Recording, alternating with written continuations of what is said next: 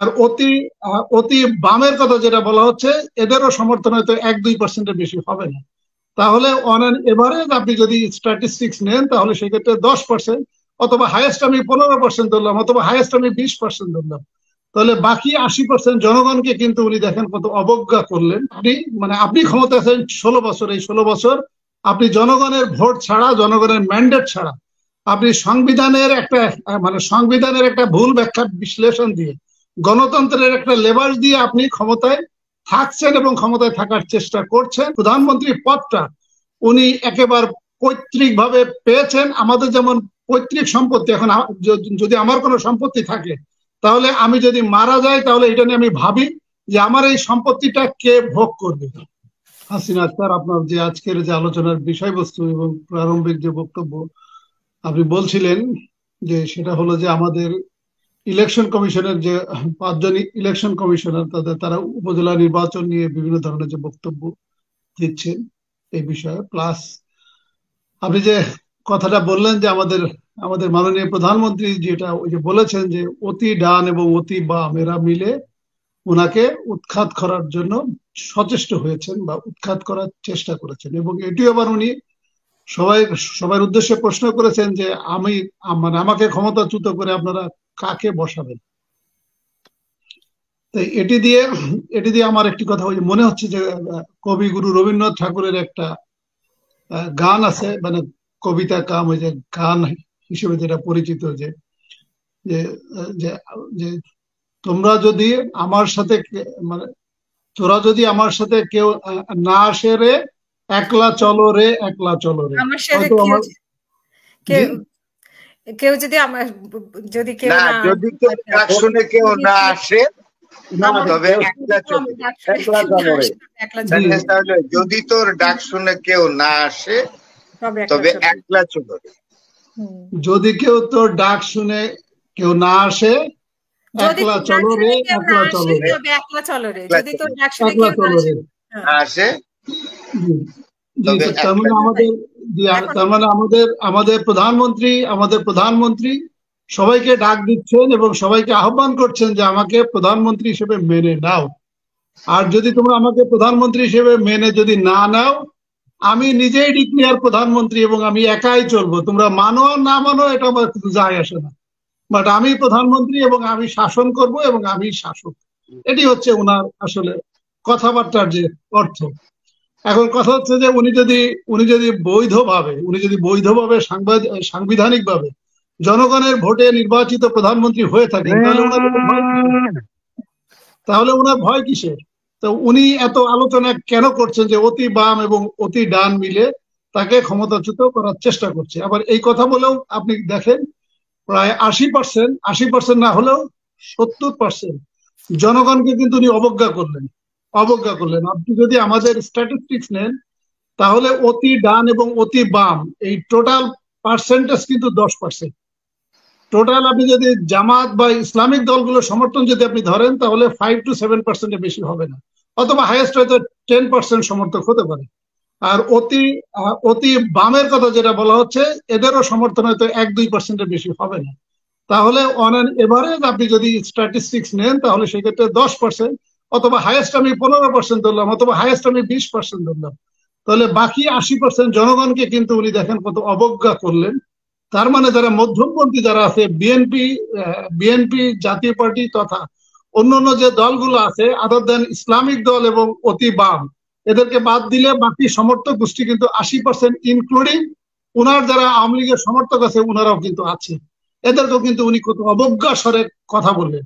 তার মানে আপনি কি মাননীয় প্রধানমন্ত্রী, আপনি কি বুঝতে পেরেছেন অথবা বোঝার চেষ্টা করছেন যে বাকি 80%কে আপনি অবজ্ঞা করলেন, সেই 80%ও আপনাকে প্রধানমন্ত্রী হিসেবে দেখতে চাচ্ছে না, আপনাকে ক্ষমতাচ্যুত করতে চাচ্ছে। কারণ আপনি তো জনগণের ভোটে নির্বাচিত না। আপনি তো গত 15 বছর, প্রকারান্তর এটা 18 বছর ধরে আপনি ক্ষমতা আছেন 16 বছর, এই 16 বছর আপনি জনগণের ভোট ছাড়া, জনগণের ম্যান্ডেট ছাড়া, আপনি সংবিধানের একটা ভুল ব্যাখ্যা বিশ্লেষণ দিয়ে, গণতন্ত্রের একটা লেবাস দিয়ে আপনি ক্ষমতায় থাকছেন এবং ক্ষমতায় থাকার চেষ্টা করছেন। এবং আপনি বা আপনার দলের যে লোকজন যারা কথা বলেন জনগণের উদ্দেশ্যে, এটি 100-তে 98% আইদার অসত্য কথা বলেন, না হলে মিথ্যা কথা বলেন, না হলে বিভ্রান্তিমূলক বক্তব্য দেন। এবং আপনি আরেকটি কথা বলেছেন, আমাদের প্রধানমন্ত্রী আরেকটি কথা বলেছেন, উনি বলেছেন যে ঠিক আছে তোমরা আমাকে ক্ষমতাচ্যুত করতে চাও, তাহলে আমার পরে কে বা আমার পরে দায়িত্ব কে নিবে, অথবা আমাকে সরিয়ে তোমরা কাকে ক্ষমতায় বসাবে। তার মানে হাসিনা আক্তার, আপনি দেখেন ওনার কথার যে বক্তব্য, এটি কিন্তু স্পষ্ট কিন্তু সংবিধানের লঙ্ঘন। কারণ সংবিধানের 148-এর তফসিল 5-এ উনি যখন শপথ নেন, উনি কিন্তু শপথ নেবার ক্ষেত্রে কিন্তু উনি কিন্তু শপথ নেন এই কথা বলে যে আমি কোনো রাগের বশবর্তী হয়ে বা আমি কোনো ব্যক্তিগত আক্রোশ নিয়ে আমি কোনো ধরনের বক্তব্য দিব না বা কোনো ধরনের সিদ্ধান্ত গ্রহণ করব না। তাহলে উনার পরে পরবর্তী প্রধানমন্ত্রীকে এইটার দায়িত্ব কি জনগণ উনাকে দিয়েছে? এটা দায়িত্ব জনগণ কিন্তু উনাকে দেয় নাই। এবং উনার কথাবার্তার ভিতর বা উনার যে বক্তব্য, এই বক্তব্য সংবিধানের যে মৌলিক কাঠামো এবং সংবিধানের যে গণতন্ত্র এবং সংবিধানের যে স্পিরিটের লঙ্ঘন। এর অর্থ হচ্ছে যে এইটা মাননীয় প্রধানমন্ত্রী বা প্রধানমন্ত্রী পদটা উনি একেবারে পৈতৃক ভাবে পেয়েছেন। আমাদের যেমন পৈতৃক সম্পত্তি, এখন যদি আমার কোনো সম্পত্তি থাকে, তাহলে আমি যদি মারা যাই তাহলে এটা নিয়ে আমি ভাবি যে আমার এই সম্পত্তিটা কে ভোগ করবে। অথবা আমার যদি একটা বাচ্চা থাকে, সে বাচ্চা যদি অটিস্টিক থাকে বা অসুস্থ থাকে, যেমন জেনারেল এরশাদ সাহেবের যে ছেলেটা ছিল অটিস্টিক বা হাফ অটিস্টিক এই জাতীয়, মানে সুস্থ না, স্বাভাবিকভাবে না। এই কারণে এরশাদ সাহেব মারা যাওয়ার সময় তার সম্পদটা ট্রাস্ট করে গিয়েছেন এবং এই ট্রাস্টের ট্রাস্টি হিসেবে ওই তার যে সন্তানটা যে অসুস্থ এরশাদ, ওকেই কিন্তু ট্রাস্টি হিসেবে রেখেছে। তাহলে আমাদের প্রধানমন্ত্রী যে বক্তব্য, এই বক্তব্য যদি আপনি বিশ্লেষণ করেন, আমি একজন আইনজ্ঞ হিসেবে বলতে চাচ্ছি, তার মানে ওনার কথার অর্থ হচ্ছে যে আপনারা আমাকে সরাবেন, আমাকে প্রধানমন্ত্রী থেকে ক্ষমতাচ্যুত করবেন, তাহলে পরবর্তী প্রধানমন্ত্রী কে হবে? মাননীয় প্রধানমন্ত্রী এইটার দায়িত্ব বা দেখভাল করার বা এটা সিদ্ধান্ত নেবার ক্ষমতা জনগণ কি আপনাকে দিয়েছে? আমি ধরেই নিচ্ছি আলোচনার খাতিরে আপনি জনগণের ভোটে নির্বাচিত, তাহলে আপনাকে নির্বাচিত করা হয় একটা নির্দিষ্ট সময়ের জন্য। তার মানে আপনি প্রধানমন্ত্রী 5 ইয়ার্সের জন্য, 5 ইয়ার্সের পরে কে প্রধানমন্ত্রী হবে এইটা দেখভাল করার দায়িত্ব কোনো আইন, কোনো সংবিধান, কোনো রাষ্ট্র, কোনো জনগণ কিন্তু আপনাকে দেয় নাই।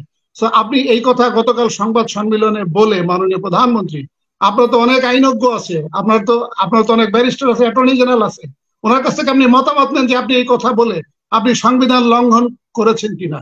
এই কথা বলে আপনি জনগণের যে আকাঙ্ক্ষা, এই কথা বলে যে আমাদের গণতন্ত্রের যে স্পিরিট, আমাদের যে গণতন্ত্রের যে চাহিদা, এটি আপনি লঙ্ঘন করেছেন কিনা। আমার বিশ্বাস অ্যাটর্নি জেনারেল সহ আপনার যে সমস্ত আইন কর্মকর্তা আছে, তারা অবশ্যই আপনাকে গোপনে যে বলবে যে মাননীয় প্রধানমন্ত্রী আপনি সংবিধান লঙ্ঘন করেছেন। এটি আপনার বলা এইভাবে ঠিক হয় নাই। তবে এটি আপনি আবার পরবর্তী সংবাদ সম্মেলনে আপনি কৌশল করে বলেন আমি এটা আক্ষরিক অর্থে জনগণকে অবজ্ঞা করে বা জনগণকে অপমান করার জন্য বা জনগণকে হেয় করার জন্য এই কথাটা আমি বলি নাই। এটি ওনার আসলে বলা উচিত। কিন্তু আমার ধারণা যে উনি এই কথা নিবেন কি নিবেন না, বাট আমি একজন আইনজ্ঞ হিসেবে ওনাকে আমি একটু মতামত দিতে চাচ্ছি, উপদেশ দিতে চাচ্ছি। আপনি পরবর্তী সংবাদ সম্মেলন অথবা পরবর্তী বক্তব্যে, পাবলিক স্পিচে আপনি এই কথাটা অবশ্যই আপনি ক্লিয়ার করবেন যে এটি আপনার ভুল হয়েছে। এই কথাটা বলে জনগণকে অবজ্ঞা করে এইভাবে আপনার কথা বলাটা ঠিক হয়নি। কারণ এটি যদি আপনি এই কথা যদি একজন রাজনৈতিক নেতা হিসেবে আপনি জনগণের কাছে যদি এই ক্ষমা বা দুঃখ, আমি বলছি না যে আপনি ক্ষমা চান, আপনি যদি দুঃখ প্রকাশ না করেন অথবা আপনি যদি বলেন যে আমার কথাটা এটা ভুলভাবে উপস্থাপন করা হয়েছে, তাহলে ভবিষ্যতে কোনো গণতান্ত্রিক সরকার আসলে এটি কিন্তু আপনার সংবিধান লঙ্ঘনের কারণে আপনার বিরুদ্ধে কিন্তু মামলা রুজু হতে পারে ভবিষ্যতের জন্য। তো আপনি আপনি প্রধানমন্ত্রী 15 বছর পাওয়ারে ছিলেন, আপনার ভালো দিকও আছে। আমি শুধু আপনার খারাপ দিক সমালোচনা করছি। হ্যাঁ, আপনি উন্নয়ন করেছেন, আমাদের মেট্রো রেল হয়েছে, পদ্মা সেতু হয়েছে। আপনি ওয়ার্ল্ড ব্যাংকের আদেশ উপেক্ষা করে বা ওয়ার্ল্ড ব্যাংকের সিদ্ধান্ত উপেক্ষা করে আপনি আমাদের টাকা দিয়ে আপনি পদ্মা সেতু করেছেন, ভালো কথা, এর জন্য আপনাকে সাধুবাদ জানাই। কিন্তু আপনি একজন প্রধানমন্ত্রী হয়ে আপনি একটা কনস্টিটিউশনাল চেয়ার হোল্ড করে আপনি দেশের প্রধান নির্বাহী কর্মকর্তা হিসেবে এই কথাগুলো বলা, এটি খুবই হাস্যকর মনে হয় এবং এটি সংবিধান, গণতন্ত্রকে দারুণভাবে অবজ্ঞা করা হয়।